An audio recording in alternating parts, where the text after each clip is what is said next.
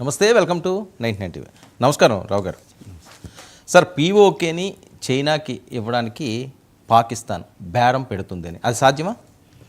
Yes అండి. ఇప్పుడు పీఓకేలో మనం చూస్తే ఈ భారత్ పాకిస్తాన్ యుద్ధానంతరం ఏంటంటే ప్రొటెస్టులు జరుగుతున్నాయి. ప్రజలు రోడ్ల మీదకి వచ్చి ఈ సీపెక్ అని చైనా పాకిస్తాన్ ఎకనామిక్ కారిడార్ అని ఒక పెద్ద హైవే వెళ్తుందన్నమాట. గ్వడార్ పోర్టు అటు చైనాలో జిన్జియాంగ్ ప్రావిన్స్ వరకే. దీన్ని బ్లాక్ చేసి పాకిస్తాన్ ప్రజలు ప్రొటెస్ట్ చేస్తూ ఆర్మీ ఎంత అదుపు చేసినా అదుపు కాకుండా వాళ్ళు మమ్మల్ని ఇండియాలో కలపండి అంటూ ఒక ప్రొటెస్టులు చేస్తున్నారు. ఓకే, అంటే పాకిస్తాన్ ఆర్మీ కూడా ఈ పీఓకే ప్రజలను కంట్రోల్ చేయలేని పరిస్థితి. పాకిస్తాన్ ఆర్మీ సరిపోవడంలే. చైనా ఆర్మీ వాళ్ళు కూడా అక్కడక్కడ ప్రాజెక్టుల కోసం అక్కడ ఉంటారు. పీఓకేలో చాలా ప్రాజెక్టులు సీపెక్ నిర్మాణం కొనసాగుతుంది. అక్కడ ఏంటంటే ఇంజనీర్ల రూపంలో వాళ్ళ రూపంలో చైనా ఆర్మీ ఉంటుంది, వాళ్ళు కూడా కంట్రోల్ కావడంలే. అంటే ఏంటంటే ఇప్పుడు పీఓకే పరిస్థితి ఏంటి? రెండు, ఈ ఆపరేషన్ సింధూర్లో భాగంగా భారత ప్రధాని గారు కూడా ఒక మాట చెప్తున్నారు. ఏమని? ఈ పీఓకేని మేము ఎట్టి పరిస్థితుల్లో మేము కలుపుకుంటామని. రాజ్నాథ్ సింగ్ డిఫెన్స్ మినిస్టర్ కూడా చెప్పారు, ఎట్టి పరిస్థితుల్లో పీఓకే ప్రజలే మాకు ఇండియాలో కలుపుతారు, మాకు వచ్చేస్తారు అని చెప్తున్నారు. అంటే ఏంటి? పాకిస్తాను పీఓకేని రక్షించుకోలేని పరిస్థితి.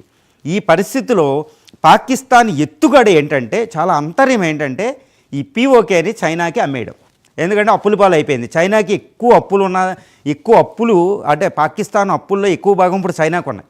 దాని అప్పులు తీరాలి. రెండు, ఇంకా అప్పులు తెచ్చుకోవాలి. ఈ సీపెక్ని నడిపించాలి, గ్వడార్ పోర్టుని నడిపించాలి, ఇవన్నీ నడిపించాలి. ఈ పరిస్థితుల్లో పాకిస్తాన్ ఆర్మీ పీఓకేని రక్షించుకోలేని పరిస్థితి ఆ ప్రజల నుండి. అదేవిధంగా ఇండియా నుండి కూడా పీఓకేని రక్షించుకోలేని పరిస్థితిలో పీఓకే ఉంది. ఎందుకంటే ఆల్రెడీ ఓడిపోయింది పాకిస్తాన్ ఆర్మీ, వాళ్ళకి ధైర్యం లేదు. ఈ పరిస్థితుల్లో పాకిస్తాన్ ఒక పెద్ద ఎత్తుగడ వేస్తుందండి. ఏమి ఎత్తుగడంటే ఈ పీఓకేని చైనాకి ఇచ్చేయడం, బేరం పెట్టుకుని ఎంతో ఒక అంత. ఈ టైప్ అన్నాడు పాకిస్తాన్ ఎత్తుగడ. ఎందుకంటే చైనా నుంచి మనం తెచ్చుకోవడం కష్టం అవుతుంది కదా, అది పాకిస్తాన్ ఎత్తుగడ.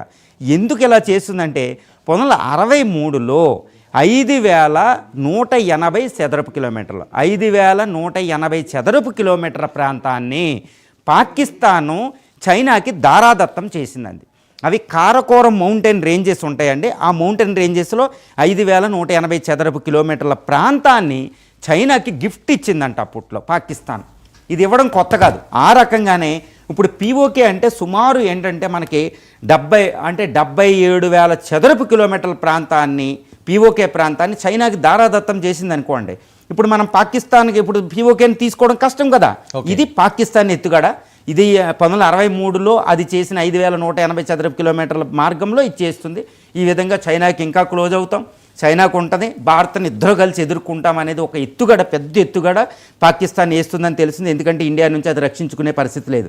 పీఓకేని మనం కలుపుకుంటే అది ఆపే పరిస్థితి లేదు. అందుకని చైనాని అక్కడ తెచ్చి పెద్ద కొర్రీ పెట్టే అవకాశం ఇక్కడ కనపడుతుంది. చైనా ఇన్వాల్వ్ అవుతుందా ఇందులోని? ఒకటండి, చైనా ఎందుకు ఇన్వాల్వ్ అవుతుంది లేదని ఎందుకు అవుతుందంటే సీపెక్ అని సుమారు 100 బిలియన్ డాలర్ల ప్రాజెక్ట్ అక్కడ నుంచి వెళ్తుంది. ఒకటి, ఈ పీఓకే భారత్కు వచ్చింది అనుకోండి, మన భారతదేశం డైరెక్ట్గా అటు ఆఫ్ఘనిస్తాన్కి డైరెక్ట్ లింక్ వస్తుంది, సెంట్రల్ ఏషియన్ రిపబ్లిక్ వస్తుంది, సెంట్రల్ ఏషియా నుంచి రష్యాకి వెళ్ళిపోతాం, డైరెక్ట్గా ల్యాండ్ బౌండరీ వస్తుందన్నమాట. ఈ పీఓకే మనకు వచ్చిందంటే చైనా జిన్జియాంగ్ ప్రావిన్స్ కూడా మనం ఎక్కువ బార్డర్ ఏరియా వచ్చేస్తాయి. అది వచ్చిందంటే చైనా కూడా ఆపదే. అందువల్ల ఏంటంటే ఎట్టి పరిస్థితుల్లో పీఓకేని తన అదుపులో ఉంచుకుంటేనే ఈ గ్వడార్ పోర్ట్ ఉంటుంది అనమాట. బలూచిస్తాన్ దగ్గర ఉన్న Gwadar port one of the deepest port of the world అనమాట. అది ఉంటేనే అక్కడ గల్ఫ్లో దాని కంట్రోల్ ఉంటుంది, హిందూ మహాసముద్రంలోకి వెళ్ళద్దు అనమాట. ఈ మలక్కా డైలమాన్ని తట్టుకోగలుగుద్ది. అందువల్ల ఏంటంటే ఎట్టి పరిస్థితుల్లో పీఓకేని తన అదుపులో ఉంచుకుంటుంది, అది పాకిస్తాన్ ద్వారా అయినా తన ద్వారా అయినా. సో మిగతా దేశాలు ఇందులో ఇన్వాల్వ్మెంట్ ఉంటుందా ఈ రకమైన బేరం పెట్టుకుంటే? ఒకటండి, ఇక్కడ చైనా పాకిస్తాన్ వాటిలు ఎక్స్చేంజ్ చేసుకుంటే రెండో దేశాలు ఏమీ రావు. ఇప్పుడు అది అమెరికాకి ప్రోద్బలమైన రెండో దేశాలంటూ ఏమీ ఉండవు. సో భారత్ చూస్తూ ఊరుకుంటుందా? అది ఇక్కడ ఏంటంటే క్వశ్చన్ ఏంటంటే మరి భారత్ పరిస్థితి ఏంటి? పీఓకేని మనం కలుపుకోవాలి.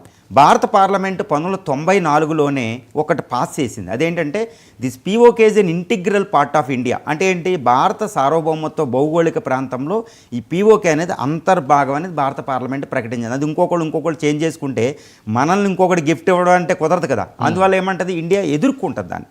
ఇండియా ఎట్టి పరిస్థితుల్లో దాన్ని అడ్డగిస్తుంది. దానికి ఎన్నో మార్గాలు కూడా ఉన్నాయి. సార్, దండకారణ్యంలో నక్సలిజాన్ని అంతం చేస్తాం, మోదీ షా త్రయం ఆలోచనలు. నక్సలైట్లు